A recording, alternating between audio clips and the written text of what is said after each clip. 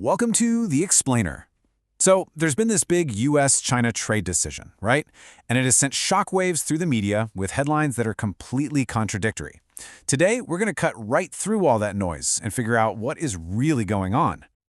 So here's what happened. A one-year tariff extension gets announced, and boom, the media just explodes with these two wildly different takes. On one hand, you have people claiming China was forced to its knees in a total surrender. On the other, people are saying this is the final nail in the coffin, that the two economies are set to completely decouple. So, what's the real story here? To get to the truth, we have to look way past the headlines. And luckily for us, our source material provides a really powerful analytical tool that will help us see this whole thing from a completely new perspective. All right, let's dive in. The framework we're going to use is called the Red Shore Model, and it's specifically designed to cut through exactly this kind of strategic fog and reveal the hidden layers of what's going on. The core idea here is that a single event is never just one thing. The Red Shore Model helps us see how one decision can have multiple, hidden meanings, all playing out at the same time. It's all about seeing the full picture, not just the surface-level story. So these three spirals are the keys to unlocking what this tariff truce really means. First, you've got the external game. That's the direct head-to-head competition between the US and China. Then there's the internal power struggle. All the political battles happening within each country. And finally, the long-term tech and economy race, which, let's be honest, is where the real prize is. You have to keep all three of these layers in mind as we unpack this.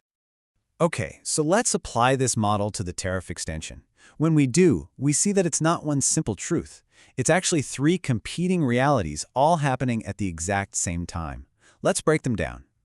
First up, we have what's being called the surrender theory. This is the idea that China was basically backed into a corner, facing unbelievable economic pressure, and really had no other choice but to concede. The key thing to understand here is that the domestic economic pain was so immense it forced a concession. The goal was simply to survive the immediate crisis, even if that meant giving up leverage down the road. It's a classic case of choosing to live today, even if it means you're weaker tomorrow. But wait a minute, was it really a surrender? A second interpretation sees this not as a sign of weakness at all, but as a deeply calculated, tactical exchange between two very savvy players. Now, this view completely reframes the event. It's no longer a surrender, it's a clever truce. Both sides get a much-needed breather, a kind of disguised cooperation that lets them both regroup and get ready for the next round. Both sides are buying time. But there's a third and maybe even more cynical way to look at this. This one suggests the entire negotiation was just political theater, and the real audience wasn't in Washington, it was in Beijing. And this is where things get really fascinating. An international agreement can actually be weaponized for an internal power struggle. It's a way for the leadership to turn to their domestic rivals and say, see, without me in absolute control, this is what happens. We fail. It's a brilliant, if totally ruthless, political move. So if all three of these interpretations have some truth to them, and both sides are essentially just buying time, it begs the ultimate question, doesn't it? Who is time really on the side of? Who's going to make the most of this one-year pause? Well, in the tech race, this 1 year is an absolute sprint. China will use it to try and patch its critical weaknesses, especially in making advanced computer chips. The US, on the other hand, is going to use that same year to try and create a monopolistic advantage in the next generation of technologies, especially AI. Economically, you could probably call it a draw. Our source calls this one-year pause a life-extending pill. It gives China's struggling market a much-needed breather while also helping the US fight inflation at home. It's a win-win, at least for now. But here's the real wild card: internal politics. Because the deciding factor isn't just tech or economics. It's whether this strategic pause is actually being used to advance national goals, or if it's just being squandered on domestic infighting. That's the billion-dollar question that will determine who ultimately wins this race. This tariff truce isn't just about trade. It's a symptom of a much larger shifting global power. We are moving into a whole new era of competition, one that goes far, far beyond tariffs and trade wars. And the ultimate prize in this new era of competition is what our source calls AI imperialism.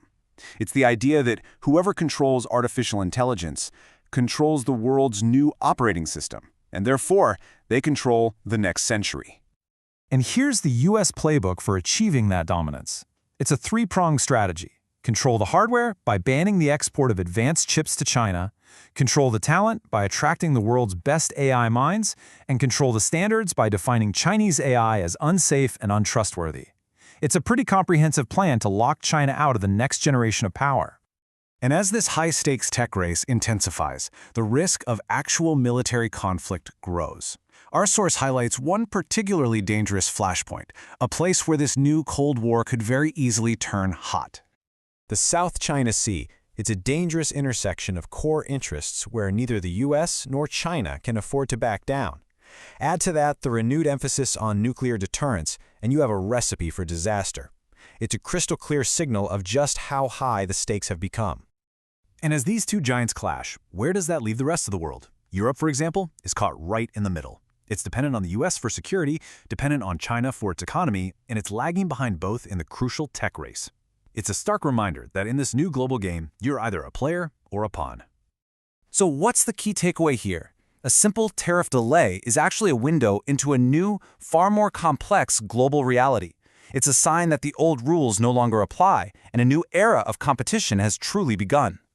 This complex geopolitical game is ultimately a race against time. Both the US and China have bought themselves another year. And so we leave you with this final thought. In this new era of competition, it's not just about having the right strategy, it's about executing it efficiently. The winner will be the side that can best turn this temporary pause into a permanent advantage, and the clock is ticking.